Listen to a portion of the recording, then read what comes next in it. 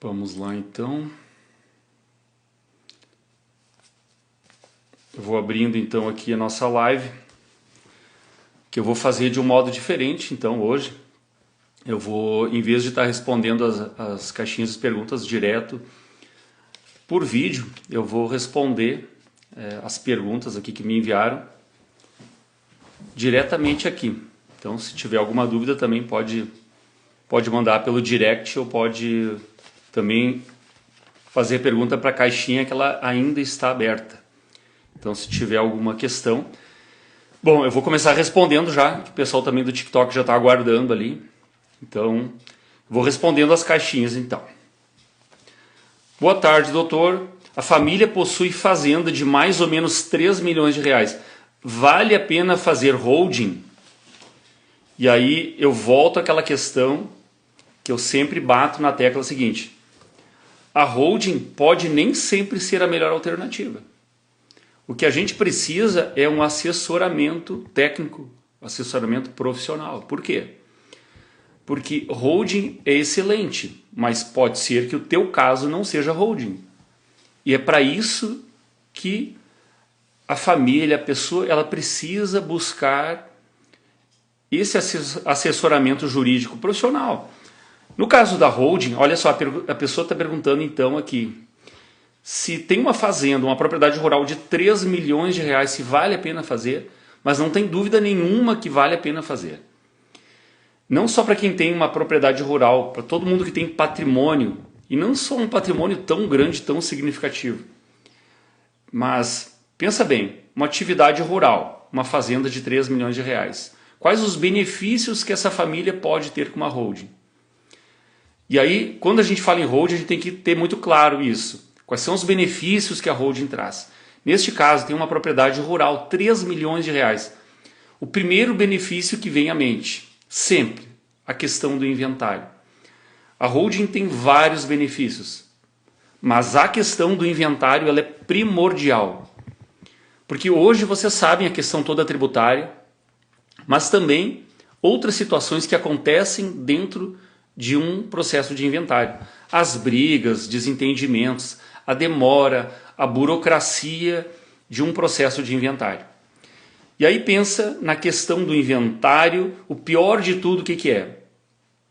É a questão do alto custo financeiro do procedimento de inventário.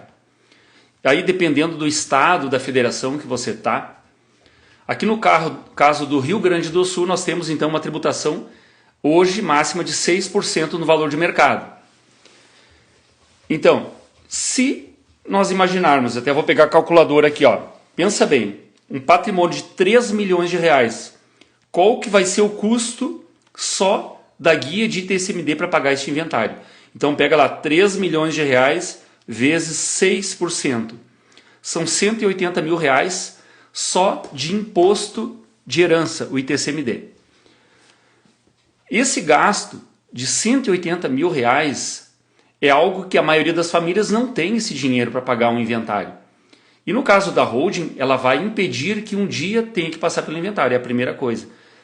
Outros benefícios que eu falei, no caso da propriedade rural. Quando a gente faz uma holding para um proprietário rural, a gente pode pensar o seguinte, mas esse proprietário ele faz custeio agrícola, ele utiliza essa propriedade para garantir os financiamentos, para poder continuar essa atividade agrícola, para subsidiar. E isso é uma questão muito interessante. Quando a gente pensa que fazer holding, a única vantagem é o inventário, tem muitas outras coisas. No caso das propriedades rurais, quando a instituição bancária ela fica sabendo que a família quer fazer uma holding, eles dizem o seguinte, maravilha, manda para cá, vamos fazer essa holding. Onde é que eu assino para fazer essa anuência? O que eu posso ajudar a família para que ela faça de uma vez essa holding? Tudo que uma instituição bancária quer é que a família faça uma holding. Esses dias eu falei com o Badesul ainda, no caso de uma holding, quando eu falei com o chefe da área do agronegócio do Badesul sobre a possibilidade da anuência de uma holding que nós estávamos fazendo, e ele disse, Jefferson, perfeito, é tudo que eu quero ouvir da família que coloque dentro da holding.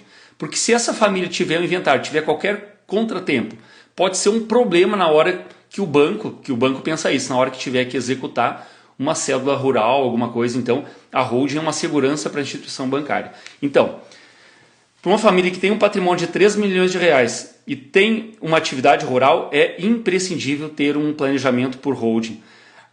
Realizar uma governança familiar, tudo isso. E quando eu estou falando, eu estou sendo bem longo aqui na resposta em relação à questão dessa propriedade rural, porque eu sei que vai englobar outras questões aqui também que me perguntaram.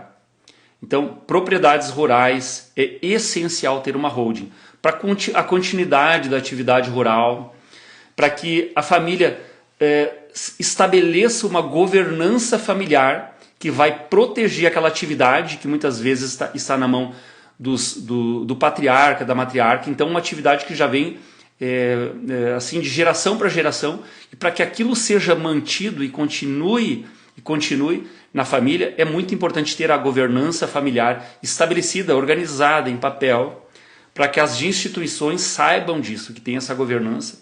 Isso dá segurança jurídica para os bancos, dá uma segurança jurídica para poder ter as cédulas de financiamento rural. Então isso é fundamental, é muito importante. Tá? Então sim, é legal, é muito bom ter uma holding para quem tem uma fazenda de 3 milhões, além de toda a economia, porque não vai ter que pagar nunca esse imposto de herança, simplesmente não vai existir. Vou passar para a segunda aqui, que senão o tempo vai ficar curto, porque logo a gente tem que passar para as atividades aqui da tarde, né? Então aproveitar esse horário, que eu sei que tem muita gente que neste momento pode aproveitar para tirar alguma dúvida, ter informação sobre planejamento patrimonial. Bom, outra questão que me passaram aqui na caixinha de perguntas é a seguinte: você só faz holding, não faz inventário? Preciso fazer o inventário do meu pai, quanto custa? Só trabalho nessa área? Não, Roberto, não trabalho só nessa área. Na verdade, quando nós passamos, aqui alguns anos atrás, a trabalhar com planejamento patrimonial, foi em razão de situações que advêm de outras áreas do direito que a gente trabalha. No caso, o inventário, foi a partir dali que a gente dimensionou nosso trabalho muito mais para a questão do planejamento patrimonial, porque a gente via que a perda patrimonial do inventário é muito grande. Então nós começamos a trabalhar no sentido de trazer um resultado financeiro maior para o cliente. Então eu não trabalho só com holding, mas eu diria que o foco é fazer com que o cliente não tenha que passar pelo inventário, e aí nós direcionamos toda a informação que a gente traz, e o objetivo é esse, informar para que as famílias saibam que existe uma possibilidade. Agora, se a gente tiver que fazer inventário, como nós temos vários inventários tramitando tanto na justiça quanto na esfera extrajudicial, e nós temos essa expertise também na área de trabalhar com inventários, mas, volto a dizer, a gente sempre quer entregar o melhor para o cliente, para que a família tenha uma economia sempre maior. E se tiver que fazer inventário, a gente trabalha sim, nós temos bastante experiência nisso, tanto em inventários judiciais como extrajudiciais, para fazer com que a família tenha um gasto menor possível. Agora, a gente sabe que no inventário o gasto sempre vai ser bem maior, mas às vezes é inevitável. Porque a regra é a seguinte: a pessoa faleceu, não tem como contornar isso, né? Inclusive, para fazer inventário tem prazo. Nós temos prazo ali na lei que estabelece, inclusive, multa se a família não fizer inventário. Então, muitas vezes eu recebo aqui consultas sobre questão de inventário, a gente faz o inventário, inclusive para evitar essas multas e ter um gasto menor. E sim, a gente vai se organizando para poder então fazer o inventário, enfim, até doação, testamento eu faço, não tem problema. Agora, eu não fico dizendo que o bom é fazer testamento, o bom é fazer doação. Não tem problema nenhum em fazer o inventário. Tem sim, claro que tem. O gasto, ele é enorme, como é que eu vou dizer que não? É que o dinheiro muitas vezes não sai do bolso daquela pessoa para dizer que o gasto do inventário não é nada. Claro que é. Tem casos que a gente consegue fazer. Hoje mesmo eu tive uma consulta aqui sobre inventário que foi tranquilo. Nós vamos fazer esse inventário que é um valor reduzido mesmo. E que a família até saiu satisfeita, mesmo tendo que fazer inventário. Porque a gente acabou tendo uma alternativa, uma estratégia para fazer com que a gente gastasse menos, inclusive nos próprios honorários. Agora, muitas vezes as famílias me consultam, querem fazer o inventário, a gente faz o inventário e na sequência já faz a holding, e acaba que a família tem ali uma vantagem financeira muito grande, porque ao fazer o inventário e na sequência a gente também fazer um planejamento e fazer uma holding, faz com que o valor dos honorários para fazer o inventário seja muito menor. Porque na sequência nós já vamos fazer uma holding também. Então a gente acaba fazendo um pacote, um combo, inventário e na sequência a holding. E mais que isso, não adianta só falar que é holding, inventário, que precisa mesmo é planejamento patrimonial. Vamos dizer assim, a base de tudo é se programar, administrar essa coisa toda que a gente fala em planejamento patrimonial, que muitas vezes pode até ser uma doação de bens em vida. Pode ser que isso aconteça. Agora, eu sempre conduzo para esse caminho melhor. E a pergunta é, né? Faz inventário? Sim.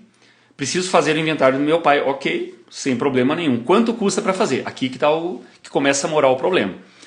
E aí vai variar de acordo com o estado do Brasil quanto custa o inventário. Os honorários advocatícios variam de acordo com o profissional. Nós temos a tabela da OAB Nacional e os honorários normalmente variam de 6% a 12%. Se tiver que ir para a esfera judicial, o inventário vai custar muito mais em termos de honorários.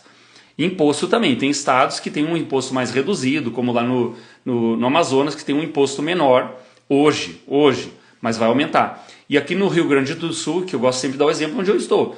Eu estou aqui na zona do agronegócio, numa região de trabalho rural, e eu sei quanto é doído ter que pagar 6% do valor de mercado para fazer um inventário na área rural. Então, o que você vai gastar? Vai gastar com imposto, 6% aqui no caso do valor de mercado, mas pode ser também 4% e 5%. Mas normalmente passou ali de 1.250.000 já cai no 6%. Então pega ali, que nem eu estava fazendo ali uma estimativa, um patrimônio de 3 milhões de reais, como era aquela propriedade rural, vai pagar 180 mil reais só de imposto. Então, pensa aí que tem mais um percentual para o advogado, que tem que pagar escritura, que tem que pagar custas judiciais, depois o registro de imóveis. Esses 180 não baixa de uns 250 mil reais, pelo menos, podendo chegar a 300. Então, nessa estimativa você consegue ter uma noção do que seria um inventário para ti, para tua família aqui. Vamos lá. Qual o imposto da holding e qual o valor? Bom, o imposto da holding é o seguinte. Diferente do inventário, o imposto da holding não está baseado em valor de mercado de bens. Até poderia estar, dependendo da estratégia que a pessoa usa, mas a melhor estratégia de holding hoje, a base de cálculo não vai ser sobre o valor do patrimônio. O imposto é o ITCMD, o mesmo imposto da herança, tá? Ele tem o mesmo nome. A diferença do imposto que se paga no inventário para holding é o fato gerador. Aqui eu entro um pouquinho na questão jurídica, né, um pouquinho mais profunda, de entender o que é fato gerador. Mas basicamente é o seguinte, a pessoa faleceu, está aqui o fato gerador por imposto de herança, a morte. E uma vez que faleceu e não tinha planejamento, inventário, fato gerador, a morte, o imposto vai ser esse que está estipulado na lei, que vai variar de estado para estado, e o máximo no Brasil hoje é 8%. E já eu vou falar um pouquinho da questão da reforma tributária. Mas, então, pensa comigo, na holding o imposto é o mesmo, só que a diferença é a base de cálculo. No inventário, a base de cálculo, fato gerador é a morte. Na holding, o fato gerador é o sistema, é onde nós vamos atribuir, então, um valor dentro do sistema. E a base de cálculo é este valor instituído para as cotas desta empresa que vai estar dentro da holding. Vai fazer com que o imposto saia, muitas vezes, vamos dar um exemplo, de 180 mil reais, como foi o caso que eu comentei, para 5 mil reais, por exemplo, em muitos casos. Eu tenho agora, recentemente, eu fiz estava fazendo uma holding, então eu emiti uma guia de um patrimônio gigantesco, e a guia do imposto da holding foi 2 mil reais. Então, concretamente, a diferença é absurda, né? Então, por isso que a gente sempre quer levar o cliente para o melhor, fazer a holding. Mas, se for o caso, o inventário, eu vejo que tem muitas pessoas me perguntando. A pergunta seguinte, né, que eu já respondi, o imposto é o ITCMD. Aí eu vi aqui que até tem pessoas que sempre perguntam, mas e o ITBI? A questão do ITBI é uma coisa mais sensível e, claro, é muito rápido aqui, porque daqui a pouco, né, a gente não vai poder se estender demais. Mas tem a questão do ITBI nas holdings. O que é isso? O que significa a questão do ITBI? Bom, este imposto é aquele que normalmente nós pagamos quando a gente faz a compra e venda de imóveis. Então, ele está o imposto de transmissão sobre esse negócio jurídico que tem como competência do município. Então nós pagamos esse ITBI na compra e venda. Para fazer a integralização dos bens dentro da holding, ou seja, passar o teu patrimônio para dentro de uma holding, não tem incidência de ITBI, porque nós temos a lei que diz que não incide. Tá? Isso é o primeiro ponto que nós temos que entender. Ah, mas tem discussão, tem o tema 796 do STF, tem gente falando na internet que tem que pagar o ITBI. Ok, não se discute a existência do tema 796, que eu não vou entrar aqui, que é um tema talvez para uma outra live a gente falar. O que é o tema 796? Que não tem nada a ver com o ITBI que querem cobrar, que falam da holding. O ITBI na holding não existe porque nós temos a imunidade tributária prevista na Constituição Federal. Então, se nós temos uma previsão de imunidade de tributo na Constituição Federal, eu não quero nem entrar, eu não quero nem aprofundar mais. Se a Constituição Federal está dizendo que não tem e o Código Tributário Nacional diz que não tem incidência de ITBI, ponto. Não se fala em ITBI. Tá bom? No mais, a gente pode então falar sobre o tema 796, discorrer sobre outros assuntos. Eu vejo que tem muitos advogados que me seguem também e às vezes fazem perguntas, porque às vezes não é expertise dele trabalhar nessa matéria. Então, estamos aqui, se precisar responder alguma questão sobre isso aí, se aprofundar, a gente vai adiante. Um inventário em andamento há 6 anos. Posso fazer holding? Depois que terminar o inventário, sim. Agora, o inventário está aberto, a pessoa faleceu, então o fato gerador para ter o inventário já aconteceu, que é o falecimento. Então, vamos lá. Tem o falecimento, temos que fazer o inventário. Há 6 anos, provavelmente deve estar na justiça, né? No cartório não leva tanto tempo assim. Então, se esse processo está na justiça, é porque tem maiores problemas. Porque mesmo quando o inventário vai para a justiça, se não tem questões de muita discussão, o inventário não vai levar 6 anos. Talvez leve 2 anos, 3 anos, porque o inventário pode ter um testamento. O testamento feito em vida, ele tem que ser aberto na justiça, ele tem que fazer parte de um inventário judicial. Então, este inventário vai ter que correr lá na justiça, vai ter que terminar lá. E para fazer uma holding, precisa terminar este inventário. Depois que terminar o inventário, sim, aí pode constituir uma holding para que o inventário não aconteça, né, de novo nessa família. Assim como eu falo algumas vezes sobre doação, a doação, uma vez feita, ela pode ter resolvido momentaneamente aquela situação da família. Ou seja, fez a doação, resolveu aquela questão da sucessão, gastou muito, tudo bem, não importa, mas fez. Agora, tem o seguinte, e na próxima geração? Vai ter que fazer doação de novo? Vai ter que pagar o imposto de novo? Fazer escritura, fazer registro? É isso mesmo, tem que fazer sucessivamente doações para que isso aconteça. Essa reforma tributária vai ter consequências no inventário e na holding? Bah, mas essa pergunta é excelente. Assim, ó, eu falei um pouquinho antes ali a questão da reforma tributária. A repercussão que vai trazer, primeiro eu vou falar do inventário, depois eu vou falar da holding. Qual a repercussão no inventário? Primeiro nós temos que pensar o seguinte, como que está hoje a situação política em relação à questão da arrecadação tributária? Hoje, se a gente parar um pouquinho para pensar, e eu acho muito importante assim, ó, pensar o seguinte, como é que está o cenário atual? O cenário atual é de arrecadar, então se prepare porque o imposto vai subir. E aí eu vou relembrar um pouquinho como é que a história conta em relação ao imposto de herança. Em 2015, no governo Dilma, teve um projeto, projeto na verdade não é um projeto, é um pedido de alteração do imposto lá no Senado, que é feito por resolução. Resolução não é lei. Resolução, o pedido é feito pelos estados, mais o secretário, o ministro da Fazenda, e esse pedido de aumento de imposto, que foi feito em 2015, ele está lá no Senado aguardando o aumento. Foi pedido então para aumentar de 8% para 20%, este que é o imposto de herança. Então nós estamos lá com um pedido para aumentar. Essa resolução basta colocar em pauta e o presidente, né, que vai estar comandando a sessão vai perguntar para os presentes no Senado, quem é a favor, fique onde está, não precisa nem levantar a mão. Está lá no Senado.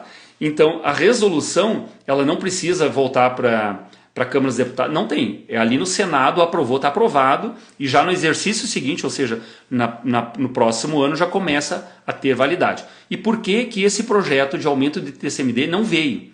Porque em 2015 foi feito esse pedido em setembro. Em outubro entrou o pedido de impeachment da presidente Dilma. E aí isso se estendeu, essa paralisação se estendeu até o ano passado, quando nós tivemos então as eleições e o governo agora voltou, o governo PT. Então eu não quero te assustar, mas eu quero te dizer o seguinte, o Estado brasileiro como um todo agora ele vem para morder como um leão. E onde é que ele vai morder? Aonde as pessoas pagam imposto. E o imposto de herança é o imposto que todo mundo paga de forma silenciosa. A pessoa faleceu, quer fazer o inventário, tem que pagar o imposto, não tem discussão. Tá? Então é um imposto silencioso. Esse imposto vai acontecer ou não vai acontecer? Aí eu quero fazer o link com a reforma tributária. O que acontece? Esse projeto está lá, mas o governo ele quer mudar, quer estender então esse arroxo da tributação para outros setores, vai mudar a questão de serviços, e aqui também é um assunto que a gente pode tratar em outros momentos, outras lives. Agora, no caso do imposto de herança, o que a reforma tributária está pensando? Talvez em fazer algo um pouquinho mais sacana para o contribuinte. Em vez de ficar aquele aumento para os 20% só, que era naquele pedido lá que estava para resolução no Senado, o que eles querem fazer? Que está lá no projeto da reforma tributária. Fazer o seguinte, fazer com que o que já é competência dos estados pedir o aumento lá para o Senado, vai vir diretamente para o Estado, não precisa mais ir para o Senado. Então, nas próprias assembleias legislativas dos estados, o Estado mesmo ele vai fazer, vamos dizer assim, essa legislação do imposto separadamente dos outros estados. E aí, o que vai acontecer? Está previsto na reforma que ela pode ter uma escala de forma crescente, como é o imposto de renda pessoa física, por exemplo, que vai até 27,5%. E é isso mesmo, é assustador, mas a realidade é essa. O imposto de herança, através da reforma... Consegue um cafezinho para nós lá? Através da reforma tributária, o que é para acontecer? Para que tenha um aumento progressivo, que chegue até 27,5%. É isso aí. Mas todo mundo vai pagar o máximo? Provavelmente não, porque tem famílias, tem pessoas que talvez não alcancem um valor de patrimônio. E aí este imposto, que provavelmente ele vai ter uma escala, né, 15, 22, 27,5%, como o próprio imposto de renda. Então, a tendência é que isso aconteça. Então, em vez da gente ter o aumento através da resolução do Senado, é bem provável que o aumento do imposto ele venha através de uma lei estadual por causa da reforma tributária. Essa é a verdade.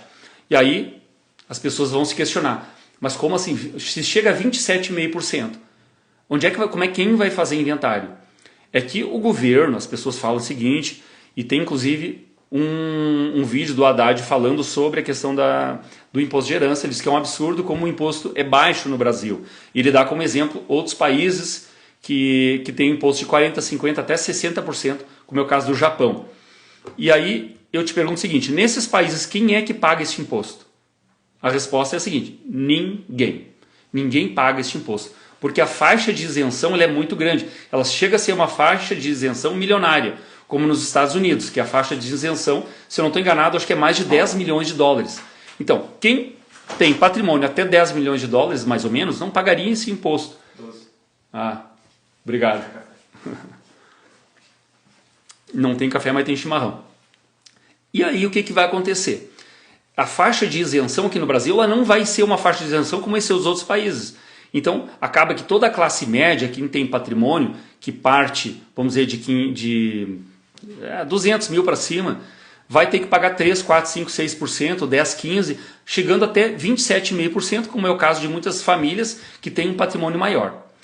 E aí só que uma coisa que o governo não sei se não sabe ou não faz de conta que não sabe, é que os milionários mesmos, quando eles falam que é esses que eles querem atingir, essas famílias todas, com raras exceções, todas elas têm um planejamento patrimonial, elas têm uma holding.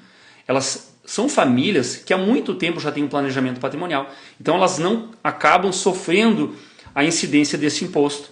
Então, a reforma tributária ela vem para arrochar e vem, mas não é os milionários. Não importa vir imposto sobre as grandes fortunas, isso não vai atingir eles, porque os milionários eles têm holding, eles têm planejamento patrimonial. Essa é a verdade. Bom, tinha mais uma questão aqui também das caixinhas, queria que eu explicasse holding.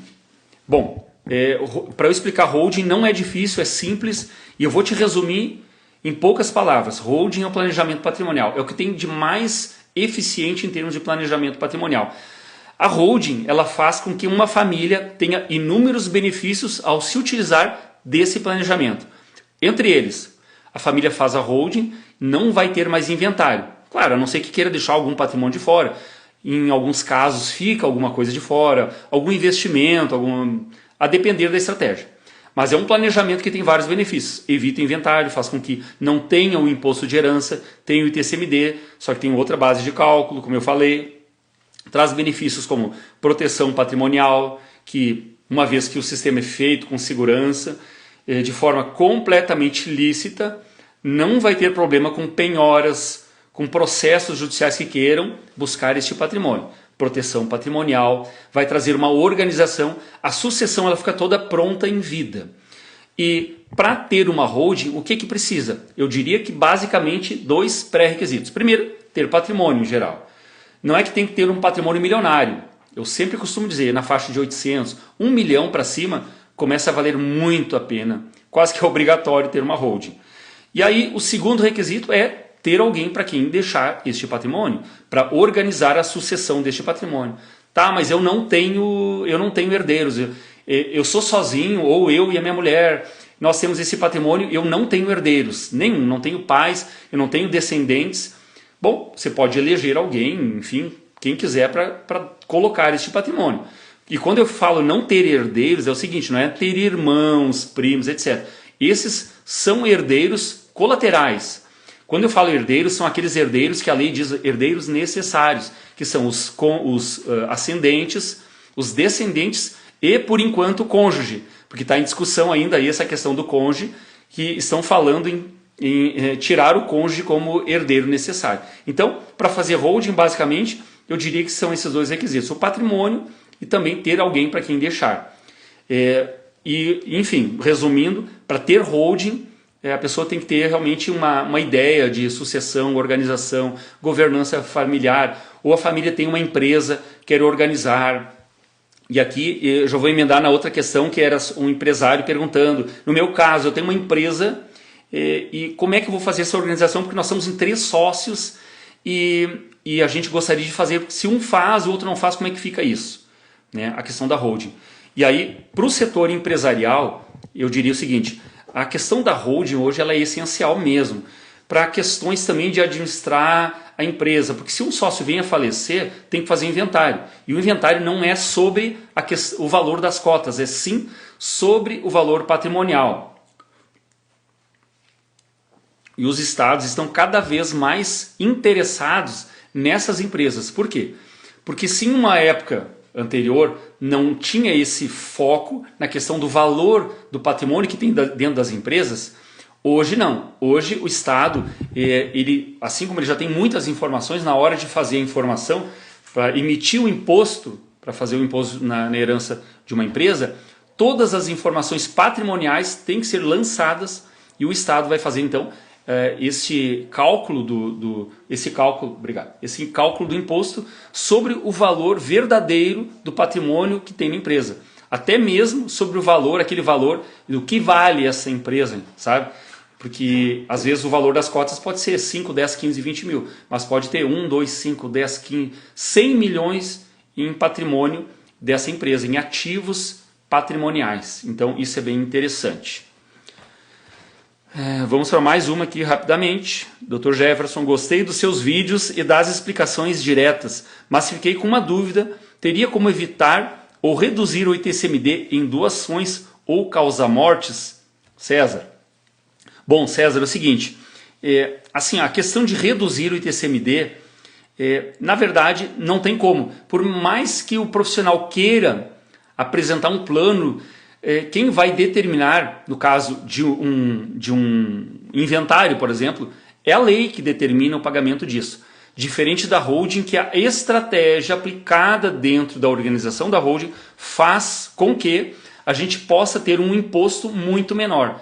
Então, assim, se por um lado no inventário não existe estratégia para imposto, por outro lado na holding existe estratégia para pagamento do imposto, para diminuição deste imposto, para estratégia para organizar toda a sucessão, para organizar como este patrimônio fica organizado, quem vai controlar o que depois que os pais não estão mais aqui. Então, a holding é um livro aberto onde nós vamos escrever as páginas deste livro, entendeu? Então, essa organização, ela é fantástica. E obrigado, então, César, assim, pelos elogios em relação aos vídeos. A ideia sempre é essa, é tentar fazer com que vocês entendam melhor, tá? Outro diz assim: tenho mostrado teus vídeos para minha mãe, vou marcar um horário, bora levar ela para você orientar sobre holding. Thiago, é isso aí, Thiago. Se mora perto aqui, pode marcar até aqui diretamente no escritório para a gente conversar, orientar. Porque um dos, vamos dizer assim, das dificuldades que às vezes a família tem é em convencer, né, fazer com que as pessoas mais velhas entendam as vantagens de ter uma holding, porque sempre é uma questão de até cultural e dificuldade que as pessoas mais idosas têm de entender que a holding ela não vai tirar o patrimônio dela, não vai tirar do nome dela, não vai perder nada. Então é muito importante essas explicações, e que pode ser dada aqui diretamente no escritório ou através também da internet. Tem todos os vídeos que a gente faz todos os dias tentando explicar um pouco mais sobre tudo isso, sobre holding. Tá, pessoal? Assim, ó, já passou da 1 hora, tá? Passou do meu tempo. Eu sei que tinha várias outras perguntas que me foram colocadas ali direto nas caixinhas e que eu vou responder todas. As que eu não consegui responder, eu vou direto agora ali fazer também pelos stories, tá? Então eu vou responder ali as perguntas que eu não consegui, tá? Então, nos próximos dias a gente está programando também fazer outras lives, mais ou menos por esse horário, que eu acredito que é um horário bom para todo mundo, que depois do almoço a gente tem aquela hora do cafezinho, tomando um chimarrão, no nosso caso, aqui no Rio Grande do Sul, e que você já pode, então, sentar um pouquinho ali e escutar alguma coisa sobre planejamento patrimonial, alguma coisa sobre inventário, sobre doação, sobre testamento, ou até sobre qualquer outra matéria de direito, regime de bens, sobre herança, sobre herdeiros. Uma coisa muito comum que as pessoas têm me perguntado, por exemplo, filhos fora do casamento. Então, são tudo matérias e temas que eu vou abordar aqui nos próximos dias. Porque a realidade hoje do Brasil é o seguinte: de 10 famílias que nós temos, olha, de 10 famílias, pelo menos 5 famílias têm situações de filhos fora do casamento. No mínimo 5. Porque aqui na prática do escritório é até muito mais que isso. Então, nos próximos dias eu quero abordar temas como esses aí que são muito importantes. Então, obrigado pela presença de todo mundo que esteve aqui comigo nesse horário do meio-dia, tá? Um abração e até a próxima.